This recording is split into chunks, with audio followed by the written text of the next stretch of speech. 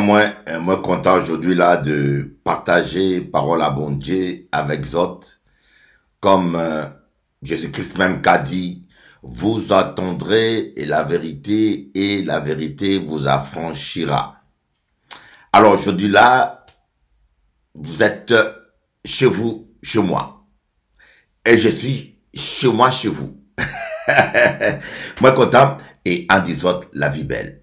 Moi là pour encourager tout le monde là qui a passé processus qui est difficile, tout le monde là qui n'y problème de santé, tout le monde là qui n'y question, ou n'y a l'autre question, yo qu'à prier bon Dieu, yo voulait comprendre, quand il est arrivé à Viaou, quand il est passé, mais c'est que moi peux dire autres, avec bon Dieu, c'est possible.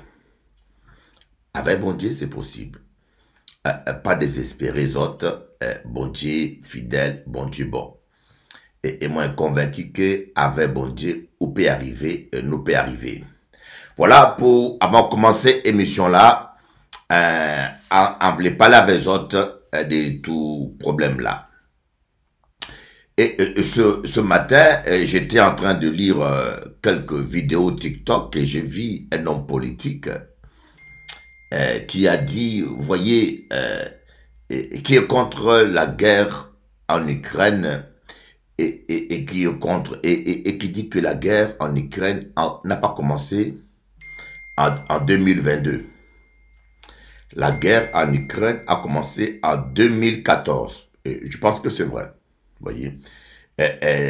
Si tu veux vivre, ne va pas danser devant la grotte d'un ours affamé. D'accord. Si tu veux vivre, ne va pas danser devant la grotte d'un ours affamé. Lorsque l'ours a faim, il va sortir manger les autres. C'est un peu ce qui s'est passé avec l'Ukraine. L'Ukraine est un pays composé de russophones, des Russes qui vivent en Ukraine en paix. L'Ukraine n'avait pas de problème. Jusqu'à ce qu'un jour, les extrémistes ukrainiens que Poutine qualifie de nazis ont décidé d'interdire la langue russe. Imaginez-vous, des Français viennent interdire le créole en Guadeloupe ou en Martinique. Vous autres ne pouvez pas accepter ça. Mais c'est un peu ce qui s'est passé exactement en Ukraine. Les fascistes ukrainiens, une minorité, ont décidé d'interdire la langue russe. Et les Russes, les russophones, n'ont pas accepté ce dictat. Et voilà, le gouvernement ukrainien a commencé à bombarder des civils.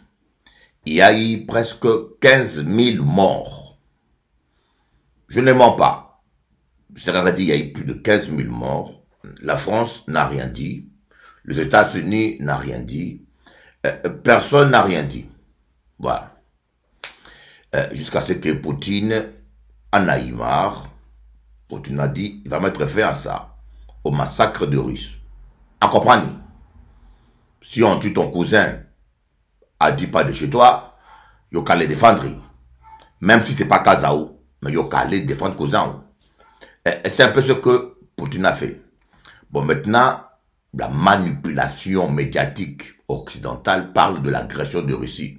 Mais, on voulait être clair, hein? Moi, pas qu'à défendre la guerre en Ukraine, pas qu'à défendre la Russie, pas qu'à défendre l'Ukraine, mais en cas dit la vérité. Je suis un pasteur, je vous dis la vérité. Je ne suis pas au solde du gouvernement français en cas des autres la vérité. C'est pour cela qu'il faut nous prier pour que la guerre là s'arrête. Maintenant, Macron a envoyé les chars, il a envoyé bientôt, il a envoyé avions en Ukraine. Et il a entraîné nous dans la guerre là, et on ne voulait pas mourir. Je ne veux pas aller me faire brûler par Satan 2 là-bas. Non, non, non, non. Macron, si tu veux la guerre, va toi-même, prends ton fusil, va te battre en Ukraine, mais laisse-nous tranquilles parce que je ne veux pas la guerre. Nous ne voulons pas la guerre. Nous ne voulons pas la guerre. Hein? Nous, les Guadeloupéens, les Martiniquais, nous voulons nager à la plage et manger coco tranquille. Si tu veux faire la guerre, va toi-même faire la guerre là-bas. Bon Dieu bénisse. Oh Seigneur, étends ta main puissante pour que cette guerre s'arrête, que la paix soit en Europe. Je te prie pour tous ces jeunes Ukrainiens qui sont en train de mourir, tous ces jeunes Russes qui sont en train de mourir, qui sont sacrifiés par tous ces hommes politiques hypocrites. Au nom de Jésus-Christ, Amen. Écoutez bien, message là, aujourd'hui là.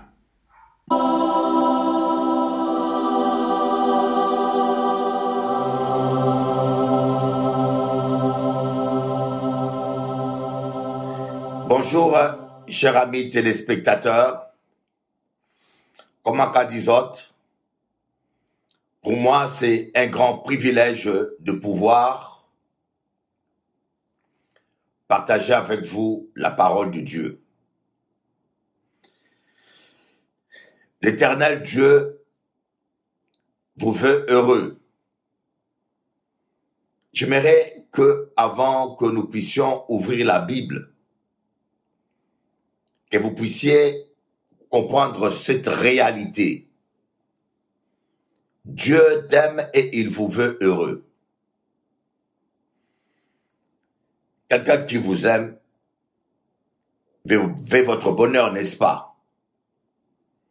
Quelqu'un qui vous aime va chercher à vous défendre, va souhaiter votre santé.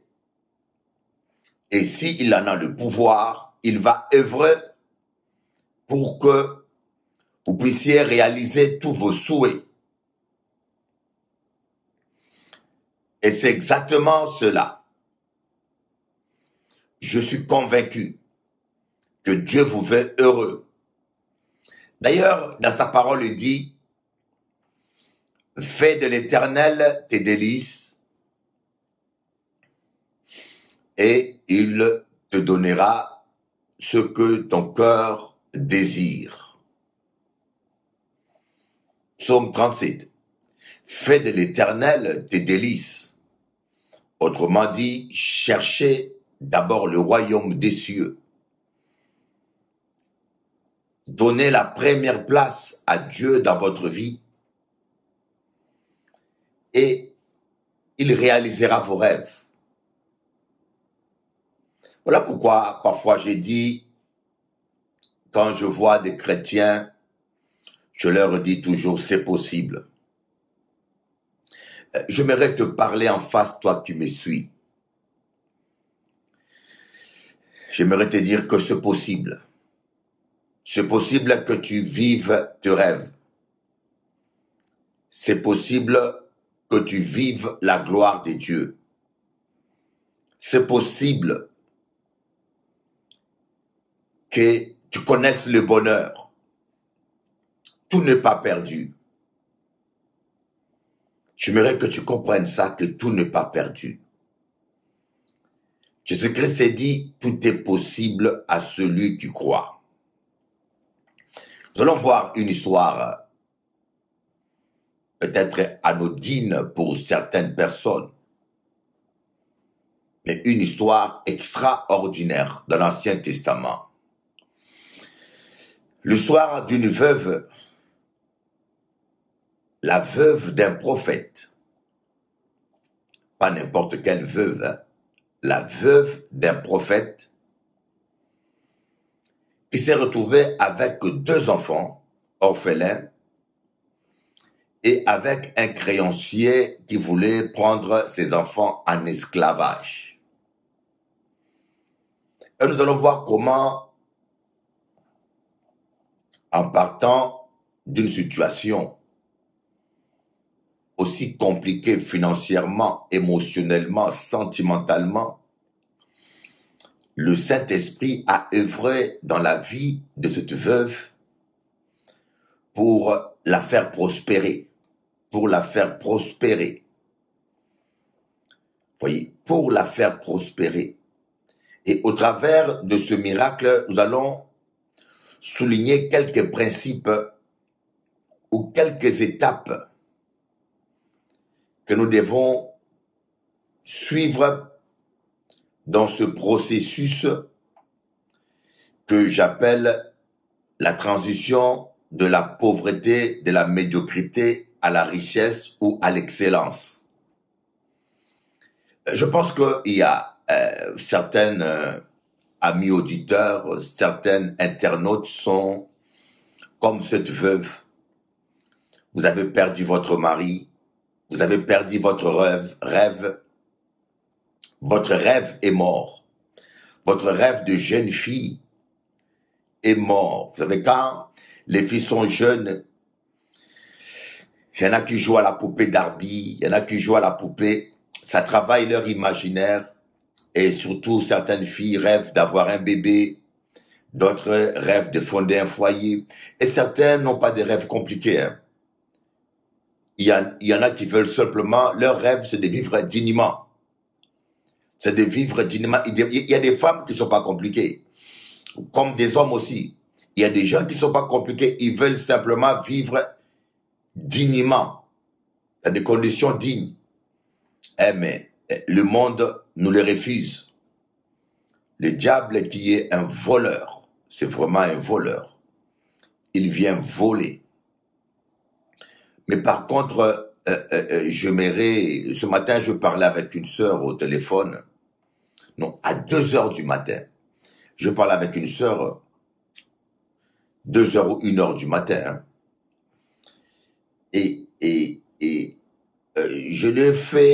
Je l'ai mis en garde contre l'évangile magico-religieuse qu'on véhicule actuellement, qui circule actuellement, l'évangile magico-religieuse. Il y a aussi la doctrine identitaire afro-religieuse qui circule aussi pour séduire le jeune afro, pour leur dire que il ne faut pas aller vers le Jésus blanc, il faut aller vers le Jésus noir. Et certains vont jusqu'à dire que les Juifs, les Hébreux actuels sont de faux. Les vrais Juifs, c'est des Bantous. C'est une forme de flatterie identitaire noire, afro, et qui séduit beaucoup de jeunes afro, bien sûr. Et je tenais à vous dire que Jésus soit noir ou blanc, pour moi, ça ne change rien d'autre. Jésus a dit, avant que Abraham soit, je suis. Donc, ce n'est pas la couleur d'Abraham qui définit qui est Jésus. Jésus, il est esprit.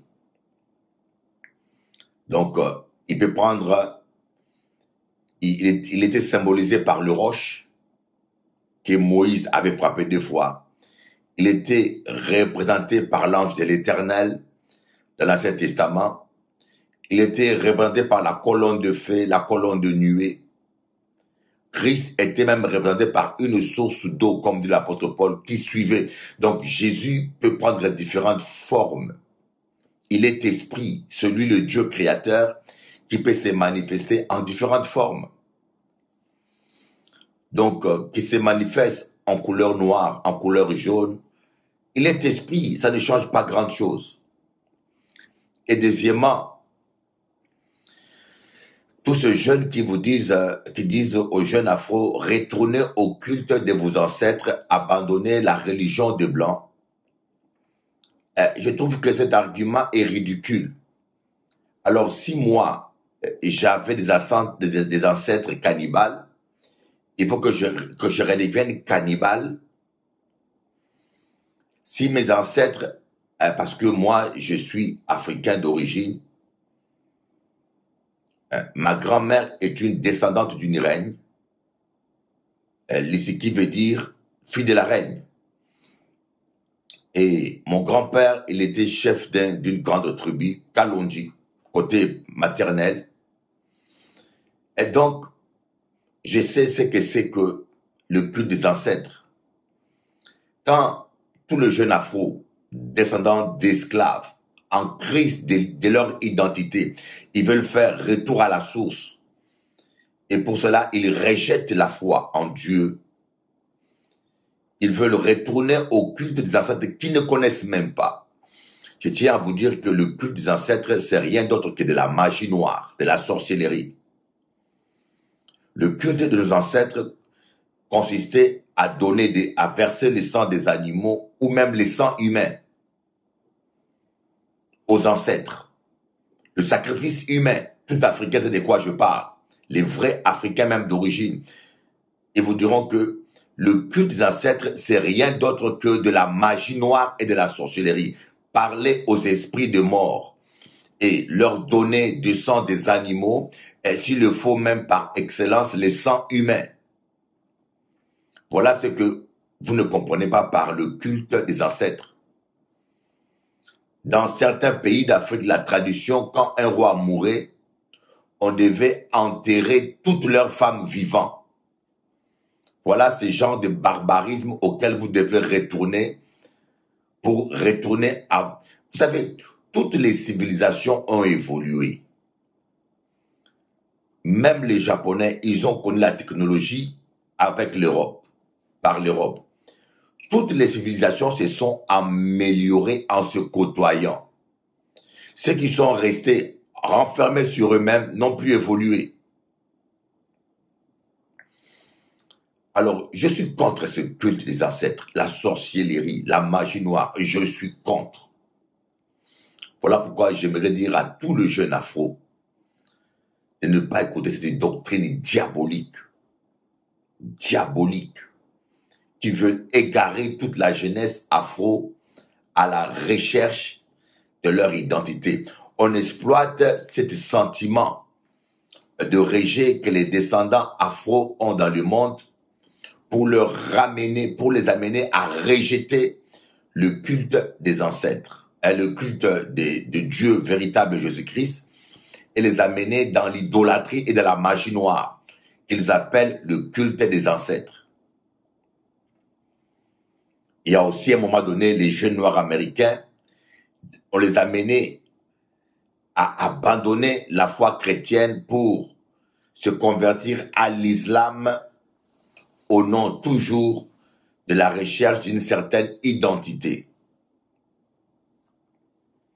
Il y a aussi cet évangile magico-religieuse d'origine souvent africaine, où on vous parle tout le temps des hôtels, il faut bâtir des hôtels, il faut bâtir des hôtels. On vous parle toujours des liens ancestrales, on vous parle toujours du diable, on vous parle du diable 24 heures sur 24, on vous parle que des démons. En fin de compte, ces prédicateurs africains, quand vous les écoutez, ils parlent plus du diable que de Jésus. Ils parlent plus du diable que de Jésus. C'est une déviation. C'est comme l'évangile à l'américaine, on vous parle plus du matériel, du bien matériel que du bien céleste. Dieu nous veut bien ici-bas. Il nous veut prospère. Là, c'est clair, Dieu nous veut prospère. Mais il ne veut pas qu'on soit des chrétiens matérialistes ou des chrétiens païens, paganistes. À l'évangile, à l'européenne, à l'américaine, c'est prospérité, prospérité, succès. Le chrétien est centré sur le succès et la prospérité matérielle. Alors que l'évangile de Jésus-Christ, on doit être centré sur Jésus. Mourir avec lui à la croix pour parvenir à la résurrection si possible. Et l'évangile à l'africaine, c'est l'évangile magico-religieux, magico-religieuse où on voit les diables partout, les sorciers partout, tout ce qui vous arrive, c'est le diable. Le diable est gauche, le diable est à droite, le diable vous empêche de dormir, le diable est assis, le diable est par là. C'est vrai que le mal existe, mais nous ne pouvons pas centrer notre vie que sur le diable. La Bible dit que celui qui est en Christ, sa vie est cachée en Christ. Il est assis avec Christ à la droite de Dieu. Le diable n'a plus rien à voir avec vous. Et si vous ne lui donnez pas accès, il ne pourra pas vous toucher. Vous ne pouvez pas passer toute votre vie toujours à vous chamailler avec le diable 24 heures sur 24. Il y a un problème sérieux. Un chrétien est un adorateur. Vous êtes appelé à adorer Dieu. Dieu cherche des adorateurs. 80% de notre temps doit être consacré à l'adoration. Et les anges de Dieu sont là pour se battre. Voyez, l'ange de l'Éternel campe autour de ceux qui craignent Dieu. Voyez, c'est des anges qui sont là pour s'occuper de votre sécurité, pour s'occuper de Satan et de leurs démons. Mais ce n'est pas à vous de vous occuper de Satan et des démons 24 heures sur 24. Votre travail consiste à vous garder dans la sainteté. La parole de Dieu dit, celui qui se garde, l'ennemi ne le touche point. Mais il y a des chrétiens qui ne dorment pas la nuit parce que le diable est venu les embêter. Ils ne dorment pas les jours parce que le diable est par-ci. Dans le moteur de la voiture, le diable est là. Dans sa chemise, le diable est là.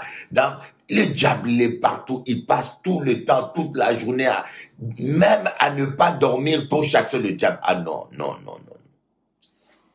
Ça, c'est l'évangile magico-religieux où on donne même à Satan des pouvoirs qu'il n'a pas. Satan n'a aucun pouvoir sur un enfant de Dieu. Comprenez-vous cela? Satan n'a aucun pouvoir sur vous.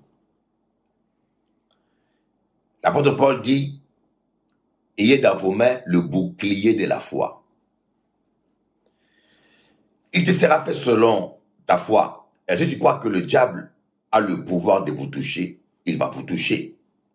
Si vous croyez que le diable a le pouvoir de vous tuer, il va vous tuer. Si vous croyez que le diable a le pouvoir de bloquer votre vie, il va bloquer votre vie. C'est-à-dire que le fait de croire aux choses négatives, c'est donner un accès au démon. Parfois les gens me disent, mais Bishop Eli, ma vie est en règle. Pourquoi le diable arrive à me bloquer?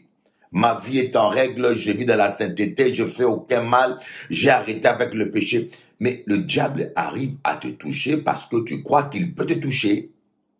Le diable arrive à te bloquer parce que tu crois qu'il peut te bloquer et tu le confesses. Les démons arrivent à te nuire parce que tu crois qu'il peut te nuire. Et cela est contraire à la parole de Dieu. Parce que Jésus-Christ s'est dit, je vous donne le pouvoir sur toute la puissance de l'ennemi et rien ne pourra vous nuire. Jésus-Christ s'est dit, je vous donne le pouvoir sur toute la puissance de l'ennemi et rien ne pourra vous nuire.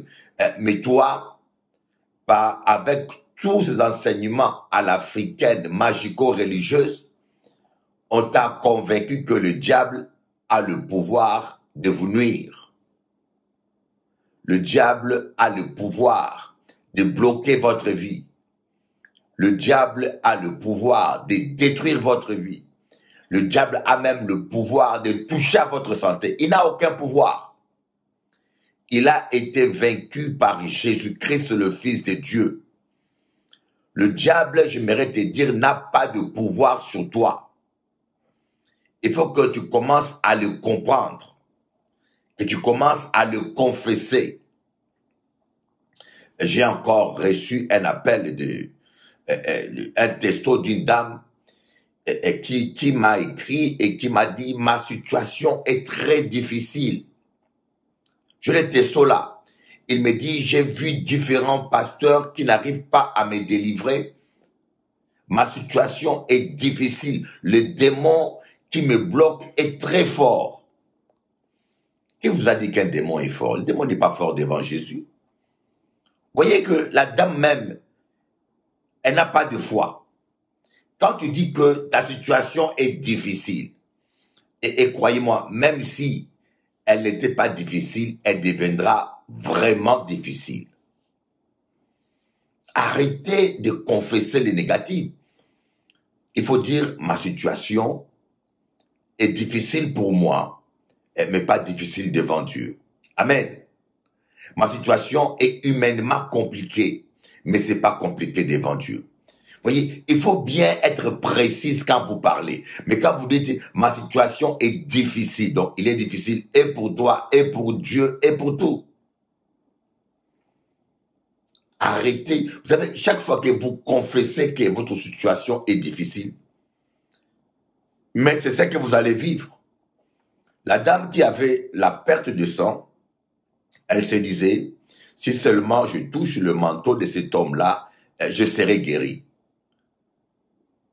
mais c'est ce qu'elle a vécu. Job, qui était malade, il dit, quelle que soit la douleur que je vis, je sais que mon Rédempteur est vivant. D'ailleurs, je souhaite même que ce que je dis soit écrit dans un livre, même écrit sur un roc avec un barre de fer, pour que le jour où cela s'accomplira, vous puissiez vous rappeler que je l'avais dit. Mes propres yeux verront mon Dieu. Il s'élèvera les derniers. Mes propres yeux le verront. Voilà ce que Job disait au fond de lui. Voilà ce qu'il a déclaré. C'est ce qu'il a vécu. Mais toi, tu passes tout autant à déclarer, on m'a envoûté, on m'a bloqué, les diables forts, les diables ceci. Arrêtez de donner de pouvoir au diable qu'il n'a pas. C'est ça l'évangile magico-religieux, où on donne trop de pouvoir à Satan. Parlez-moi plutôt de Jésus. Il y a des chrétiens qui parlent du diable de midi à 14 heures. De midi à 14 heures, ils parlent du diable, ils voient le diable à gauche, ils voient le diable dans la casserole, ils voient le diable dans le congélateur, ils voient le diable sur les billets, ils voient le diable sur sa perruque, ils voient le diable.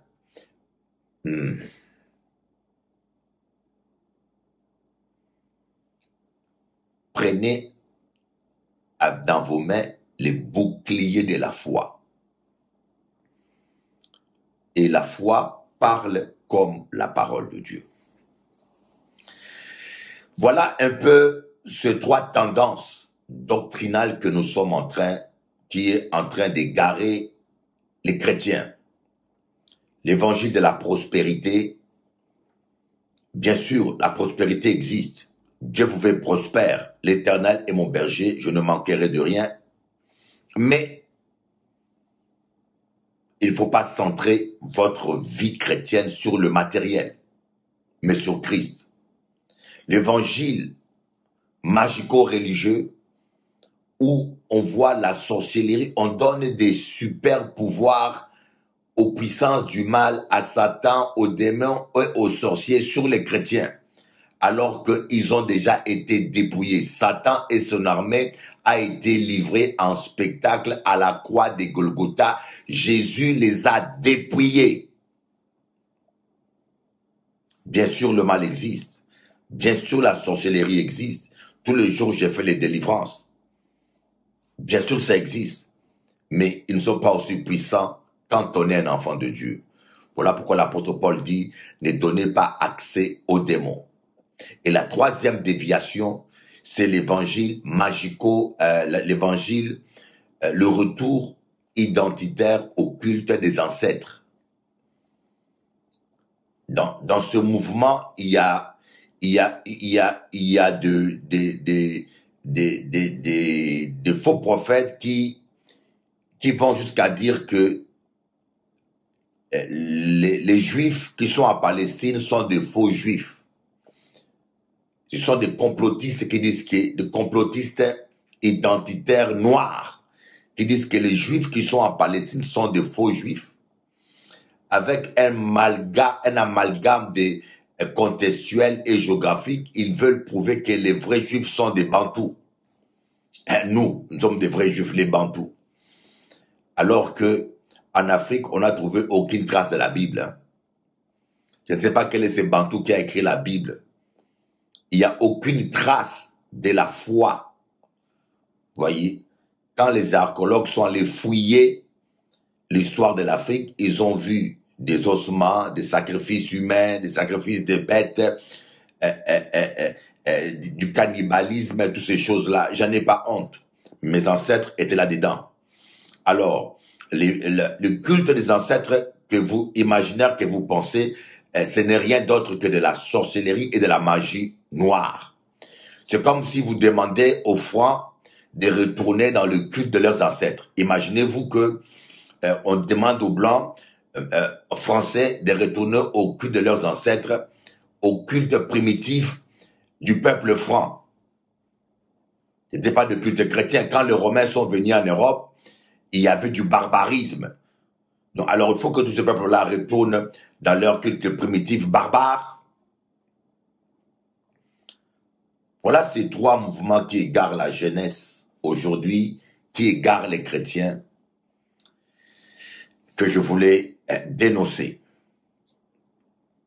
Mais nous allons voir maintenant, on ne va pas s'étaler que sur ça. C'était une introduction un peu longue. Alors, je voulais dire, aujourd'hui, nous allons lire 2 Rois chapitre 4. La suite, on va le voir demain. 2 Rois chapitre 4, à partir du verset 1. Le soir d'une veuve, une femme d'entre les femmes des fils des prophètes cria à Élisée. Une femme d'entre les femmes des fils des prophètes cria à Élisée en disant, « Ton serviteur, mon mari, est mort. Et tu sais que ton serviteur craignait l'Éternel.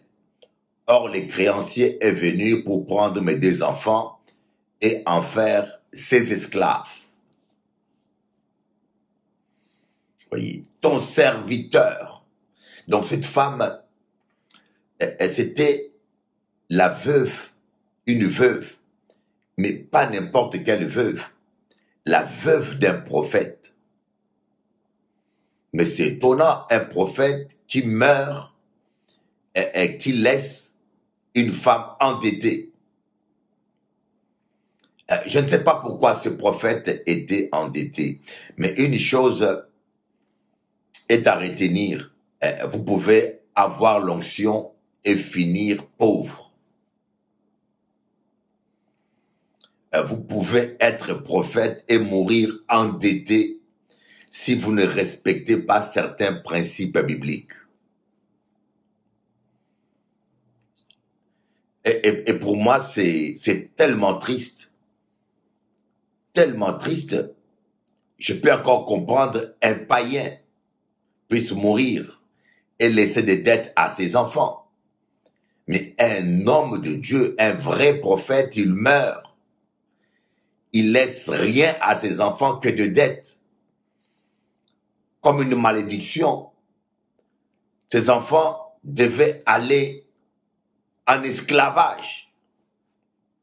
Moi, ça m'a choqué. Avoir l'onction, ce n'est pas être prophète, ce n'est pas la garantie de la prospérité. Moi, j'ai vu des gens remplis du Saint-Esprit, mais dans la pauvreté. Ce que je dis va vous choquer. Surtout les chrétiens. Vous parlez en langue tout le temps, blablabla, blablabla, blablabla. Vous priez beaucoup, oui. C'est bien de parler en langue, c'est bien de prier. Mais si vous ne faites que ça, vous allez finir pauvre. Mais je vous dis cela, c'est comme un cultivateur qui va devant son champ et qui loue Dieu toute la journée. Oui, mais il y a un temps, il faut louer Dieu.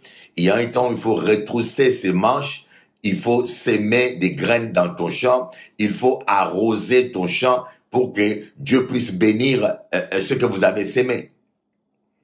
La Bible dit, tout ce que tes mains font réussiront.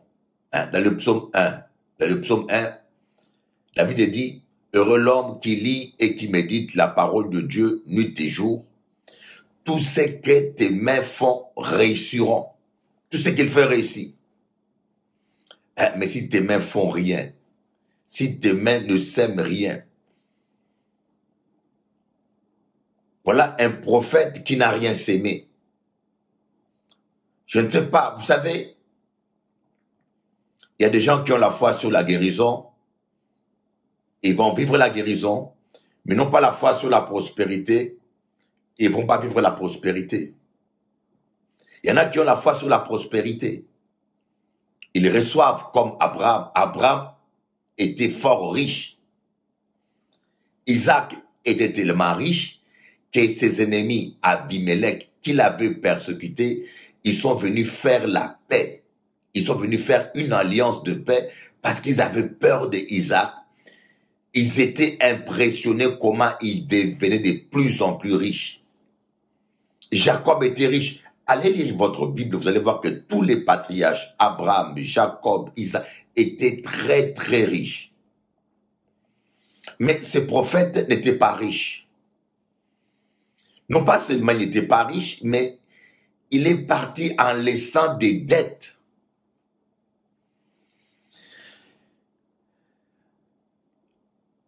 Vous voyez,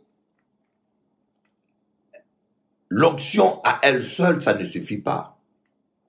L'onction dépend de vous. Comme je dis, Dieu dépend de votre foi. La terre était informée vide, non? L'Esprit de Dieu se mouvait au-dessus des eaux. Je ne sais pas pendant combien de temps. On ne sait pas si c'était pendant 1000 ans, pendant 10 000 ans, 1 million d'années.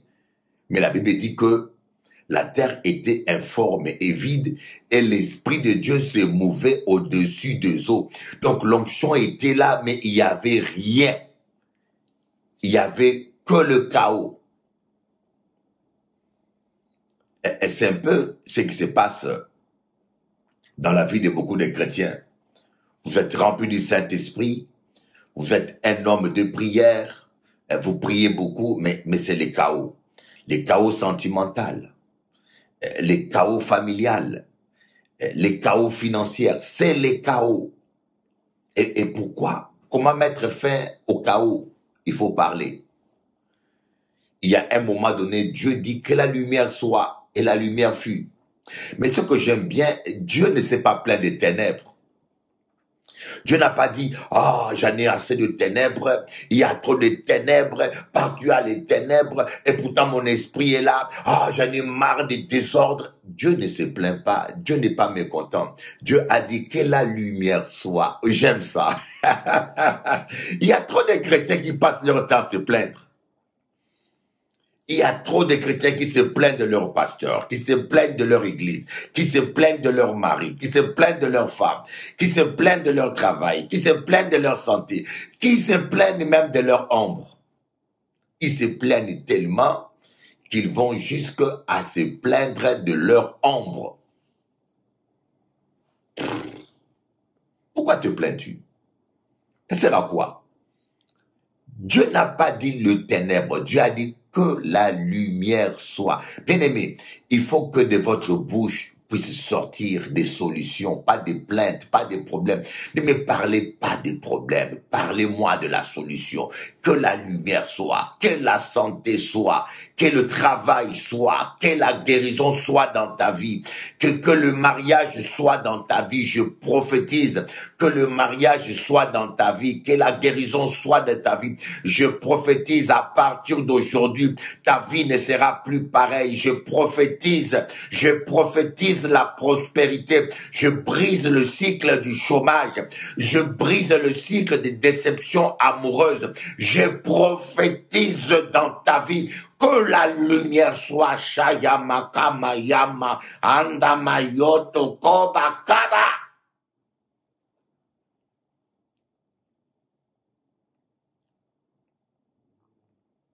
Cette femme était veuve, son mari était mort. Elle était quelque part en deuil. Nous sommes toujours au premier verset. Hein. Nous sommes toujours au premier verset. Elle, son mari était mort, comme j'ai dit au début. Certains parmi vous, c'est leur rêve qui est mort. Vous savez, quand votre rêve meurt, vous êtes comme un mort vivant. Moi, je ne crois pas au troisième âge. Moi, je suis toujours au premier âge. Vous croyez au diable qui vous dit vous êtes au troisième âge. Moi, je suis toujours au premier âge. Vous voyez pas comment je suis beau? Regardez vous-même comment je suis beau, bien sapé, avec mon œil de papillon. Je suis toujours au premier âge. Je ne vieillis pas, toujours jeune, comme Moïse. Je ne perdrai pas ma vigueur.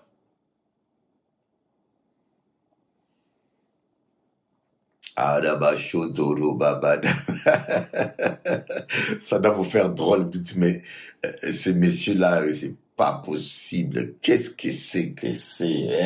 Eh ben, tu n'as encore rien entendu. Tu vas encore entendre des choses. Bishop Eli est toujours au premier âge. Tout se passe dans la tête. Vous voyez, tout se passe dans votre tête.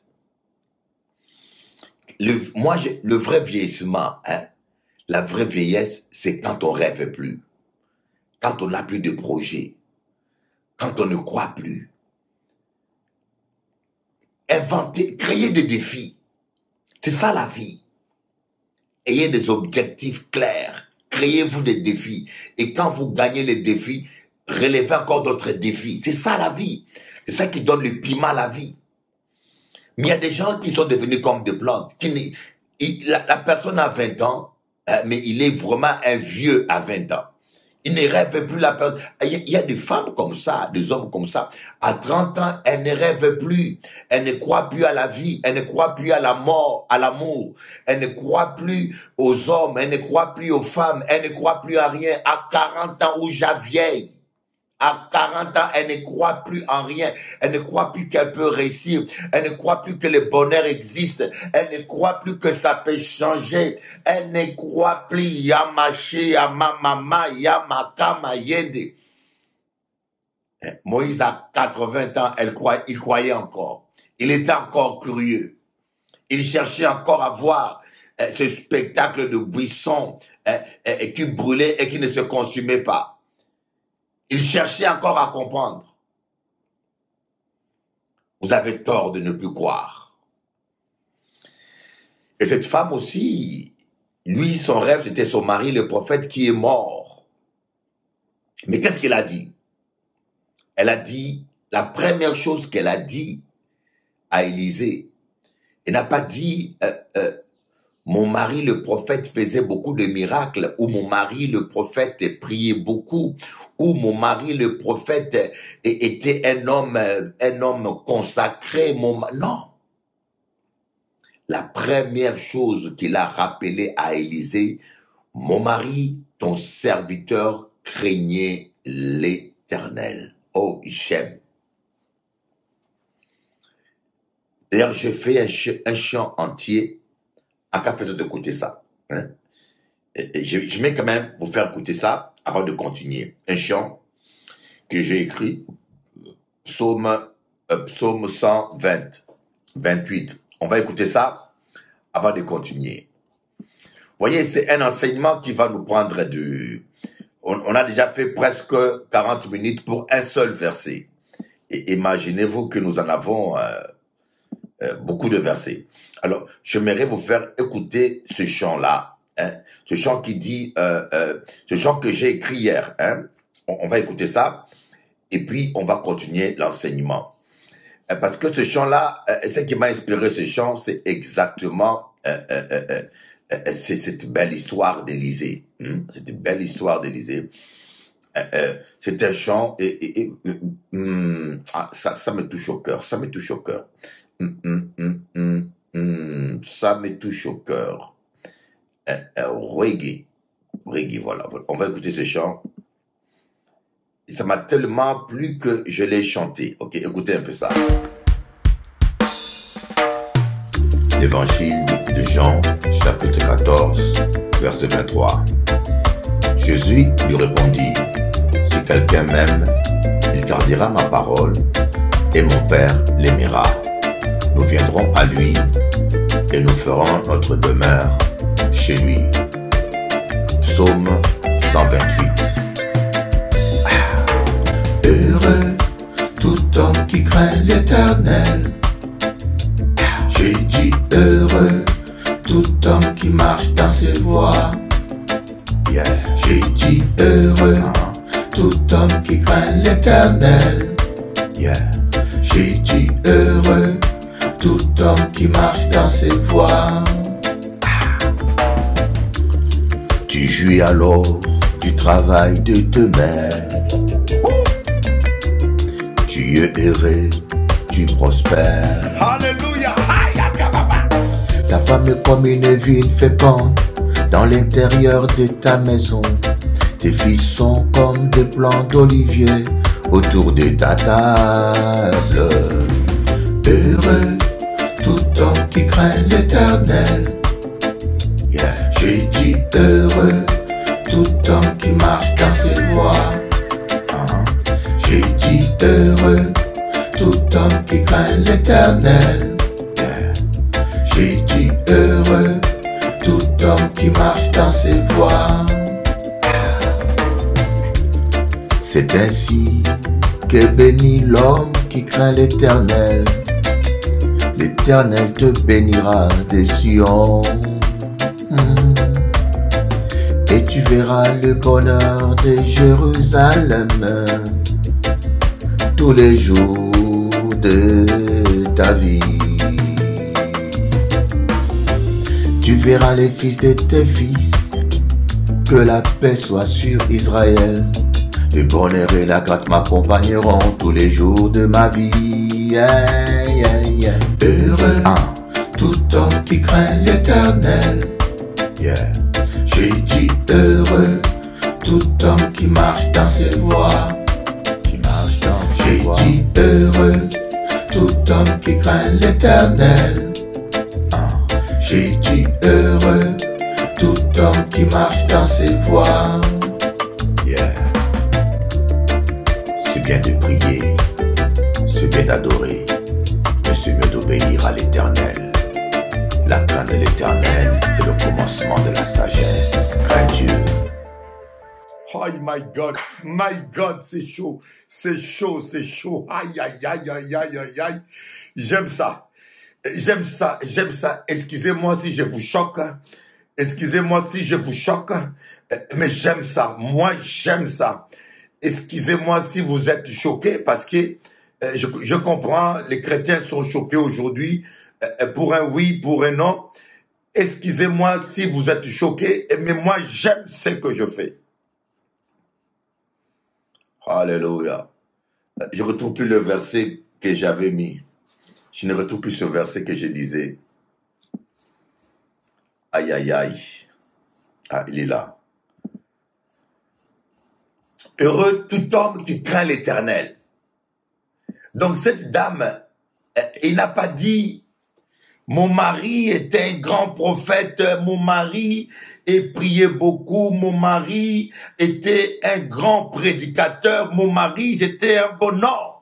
Mon mari craignait l'Éternel. Bien-aimé, craignez Dieu. Craignez Dieu. C'est ce que je vous prêche là. Craignez Dieu. Rien ne vaut plus que la crainte de l'Éternel. D'ailleurs, la crainte de l'Éternel, c'est le commencement de la sagesse. Que personne ne te mente, rien ne vaut plus que la crainte de l'Éternel. Craignez Dieu, mes bien-aimés. Les gens aujourd'hui ne craignent plus Dieu. Croyez-moi. Les gens aujourd'hui ne craignent plus Dieu. Même les pasteurs sont en tête des gens qui se moquent de Dieu. Même le prophète. Je viens de voir une vidéo d'un pasteur. Maintenant, les gens enseignent de la sorcellerie. Un prophète est en train d'enseigner. D'ailleurs, je peux vous montrer la vidéo, hein. Ce pasteur dit, mais qu'est-ce qu'on enseigne aujourd'hui à la jeunesse? École de prophètes, et les prophètes sont devenus comme des voyants. Et puis, ce prophète dit, à un moment donné, il y a un niveau où, Dieu vous utilise comme il veut. Mais il y a un moment donné où vous allez tellement devenir expérimenté et c'est vous qui allez utiliser Dieu maintenant. Vous allez commencer à voir, à apprendre à vous concentrer pour voir les choses. Oh là là là là. C'est un petit jeune là, congolais que je connais, un petit charlatan. Pour moi, c'est un petit charlatan qui enseigne des doctrines diaboliques. D'ailleurs, il n'y a pas longtemps, il avait dit que son esprit sort de son corps. D'ailleurs, on l'avait traité de sorcier, hein, parce qu'il avait dit que son esprit sortait de son corps. Il a dit devant un journaliste qu'il sort de son corps quand il veut. Chez nos ancêtres, dans la sorcellerie africaine, dans le culte de nos ancêtres, quelqu'un qui arrive à sortir de son corps, chez les Bantous, on appelle ça sorcier. Chez les Gaulois, chez les francs-maçons, on appelle ça projection astrale. Un être humain ne peut pas sortir quand il veut de son corps. Quand quelqu'un arrive à sortir lui-même de son corps, ça veut dire qu'il est fait à l'aide d'une puissance occulte. C'est comme une fusée qui décolle de la terre, qui arrive à vaincre la loi de la pesanteur. Il décolle de la terre, c'est parce qu'il y a une puissance qui l'aide à décoller. De même, l'esprit humain, quand il quitte ce corps, l'esprit humain, Dieu l'a mis attaché dans ce corps, enfermé dans ce corps. Alors, quand quelqu'un arrive à quitter ce corps, donc il y a une puissance qui l'aide à quitter ce corps. C'est les démons, c'est la puissance occulte, magie noire ou franc-maçonnerie. Mais par contre, il y a eu des prophètes comme l'apôtre Jean, l'apôtre Paul, qui ont quitté ce corps, mais ce n'est pas un démon qui les a aidés, mais c'est le Saint-Esprit. Un chrétien peut quitter ce corps quand Dieu le veut et quand Dieu le décide. Mais les gens qui pratiquent l'occultisme, ils quittent ce corps en violant la volonté de Dieu à l'aide de puissances occultes. Alors quand un pasteur, un soi-disant prophète, ce jeune homme-là, je ne citerai pas son nom, mais ce jeune homme-là, que beaucoup de jeunes suivent, il dit qu'il arrive à quitter son corps. Il est dit, j'ai la vidéo, il arrive à quitter son corps quand tu le veux, mais c'est simplement un aveu de la sorcellerie. Les gens compliquent trop la vie. Craignez l'Éternel, c'est tellement simple. Je suis dit, craignez l'Éternel. Vous n'avez pas besoin à vous concentrer pour avoir des révélations ou aller étudier comment parler en langue. Non, ça ne s'apprend pas. Craignez l'Éternel. Et quand vous craignez l'Éternel, l'Éternel s'occupera de vous. L'Éternel s'occupera du reste. Enfants de Dieu, craignons l'Éternel. Oh my God. On a du mal à craindre Dieu. On s'est dit, chrétien,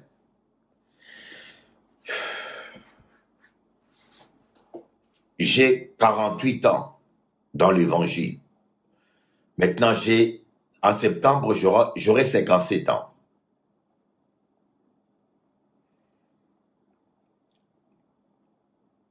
J'ai rencontré très peu de gens qui craignent Dieu. Les gens se disent pasteurs. Ils couchent avec des prostituées. Les gens se disent prophètes. Ils volent l'argent des gens. Ils manipulent. C'est comme la doctrine des hôtels. Il faut construire un hôtel. Ça, c'est de la manipulation. Cette doctrine qui vient de l'Afrique. Il faut construire un hôtel. Alors on vous dit, c'est hôtel contre hôtel. Il faut construire un hôtel. Et sur un hôtel, qu'est-ce qu'on met? Une offrande. Alors donnez une offrande chère. Donnez 1000 euros. Donnez 2000 euros pour être guéri. Maintenant, certains pasteurs africains commencent à vous faire payer des guérisons. Il faut payer 1000 euros pour être guéri. Il faut payer 3000 euros pour avoir un enfant. Il faut payer 5000 euros pour être... Mais c'est quoi ça? Oh, Jésus. Vous voyez pourquoi, pardonnez-moi, mais nous les Afro, on a un problème. Hein? Nous les Afro, on a un problème sérieux. Quand les Chinois ils veulent avoir de l'argent, écoutez bien ce que je vous dis.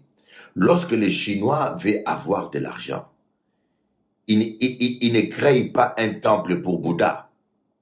Ils respectent sa divinité. Il va créer des restaurants chinois partout. Partout, il crée des restaurants chinois. Il cherche l'argent, il est clair. Lorsque le Portugais veut avoir l'argent, il ne crée pas une église catholique. Il va directement, il fait les bâtiments. Lorsque l'Arabe veut avoir de l'argent, il ne crée pas une mosquée, il ne se met pas imam. Il va créer des exocètes que vous voyez toutes les nuits là, les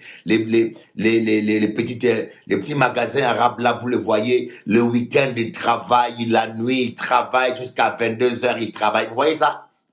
Mon n'a qu'à travailler. Mais lorsque l'Afro veut avoir l'argent, pas d'imagination, il n'y a qu'à créer religion. Lorsque l'Afro veut avoir de l'argent, au lieu de créer une affaire, il s'improvise pasteur, il s'improvise prophète, il s'improvise docteur, et il commence à manipuler les autres. Comment nous peut développer? Comment tu seras béni quand tu joues avec ton Dieu? Vous voyez pas que l'Afrique est comme maudite? Parce qu'ils n'ont pas respecté Dieu. Ah, Seigneur. Ah, Yamaché. Ce que je vous dis, c'est dur. Mais vous savez que c'est vrai. Et ce que je vous dis, c'est dur. Mais vous savez que c'est vrai. Lorsque on manque la crainte de Dieu, le diable va vous amener dans des bassesses. Voyez, parfois, vous aimez Dieu réellement. Vous aimez Dieu. Mais le manque de crainte de Dieu fait que certaines personnes se prennent pour des copains de Dieu. Le manque de crainte de Dieu vous amène à ne pas respecter les règles que Dieu a établies. Les enfants d'Aaron, par exemple, ils travaillaient dans le temple, ils étaient tellement habitués à travailler dans le temple qu'un jour, il manquait le feu dans le lieu saint. Ils ont pris le feu étranger. Au lieu d'aller prendre le feu tel que Dieu l'avait recommandé, mais ils avaient peur que le feu s'éteigne. Ils sont vite allés dans la cuisine, ils ont pris le feu de la cuisine, un feu allumé pas selon les règles que Dieu avait imposées. Ils ont amené ça pour mettre dans le temple. Et la Bible dit qu'ils ont été brûlés vifs et ils sont morts. C'est un peu ce qui arrive lorsque on est trop habitué avec les choses de Dieu. Le Seigneur m'a dit, le Seigneur m'a dit, le Seigneur m'a dit, Dieu m'a dit, Dieu m'a dit, et Dieu m'a dit, Dieu m'a dit. C'est le feu étranger. Vous prenez vos pensées comme les pensées de Dieu. Dieu m'a dit, et il n'y a aucune cohérence. Ce que vous dites est contraire à la parole de Dieu. Ce que vous dites est contraire au caractère de Dieu. Vous allez trahir votre père spirituel et vous dites Dieu m'a dit. Mais... Vous allez trahir votre femme, vous dites Dieu m'a dit. Vous voyez une femme mariée, vous la convoitez, vous dites Dieu m'a dit c'est celle-là ma femme, mais c'est la femme mariée, c'est la femme de ton prochain. La Bible dit tu ne convoiteras pas la femme de ton prochain. Comment Dieu peut-il se contredire avec sa parole? Vous envoyez à convoiter la femme de ton prochain. Vous prenez l'argent de quelqu'un sans autorisation, vous dites Dieu m'a dit. Mais aujourd'hui, les gens disent n'importe quoi, n'importe quoi. Alors, vous voyez, les gens peuvent vous manipuler avec des prophéties. Le moyen le plus efficace et le plus simple pour manipuler les gens, c'est Dieu m'a dit. On peut faire avaler n'importe quoi aux gens. Dieu m'a dit, Dieu m'a dit, Dieu m'a dit, Dieu m'a dit, Dieu m'a dit. Dieu m'a dit, c'est toi ma femme. Dieu m'a dit, couche avec moi. Dieu m'a dit, donne-moi l'argent. Dieu m'a dit, fais ça. Dieu m'a dit, voilà. Vous avez droit de refuser d'obéir à quelqu'un, même si c'est dit prophète. Quand vous n'avez pas la conviction, vous avez droit de dire non. Je vous l'ai dit, étant que serviteur de Dieu, ne vous laissez pas manipuler avec tous ces manipulateurs. Dieu m'a dit, Dieu m'a dit, Dieu m'a dit. Quand vous ne sentez pas la conviction, vous ne péchez pas quand vous n'obéissez pas à quelque chose. Mais si vous obéissez à quelque chose sans conviction, vous péchez. Vous avez droit de dire, je n'ai pas la conviction, je ne le fais pas. Cet homme-là ne me plaît pas, je n'ai pas la conviction que c'est mon mari, je ne me marie pas. On est allé jusqu'à marier des gens avec des sidaïques. Tu connais un pasteur ici en Martinique. Une histoire vraie. Un pasteur ici en Martinique. Un pasteur martiniquais ici en Guadeloupe. Il est encore là. Il a dit à un jeune homme, Dieu m'a dit que voilà ta femme. Et la fille avait le sida. Le jeune homme se marie avec la femme. Et le jeune homme est déjà mort. Dieu m'a dit, vous détruisez la vie des gens. Vous détruisez la vie des gens. Dieu m'a dit, séparez-vous. On a séparé des couples mariés. Je connais une femme, on l'a séparée de son mari. Dieu m'a dit. La femme a quitté son mari parce que le pasteur a dit, Dieu m'a dit. Alors que ce fameux rigolo charlatan, il convoitait la femme. Une fois que la femme a divorcé avec son mari, ce monsieur-là va dire à la femme, c'est toi ma femme, Dieu m'a dit ça. C'est trop tard. La sœur a compris la supercherie. C'était trop tard. Son couple était déjà détruit. Faites attention avec toutes ces révélations, ces fausses révélations, le manque de crainte de l'Éternel. Et cette femme a dit au prophète Élisée, mon mari craignait Dieu. Est-ce que tu crains Dieu? Voilà, je m'arrête là pour cette émission. Et la suite, c'est demain. Je crois que toute la semaine, nous allons parler du processus de la multiplication de l'onction. Le processus de la multiplication de l'onction. Écoutez, heureux tout homme qui craint l'Éternel.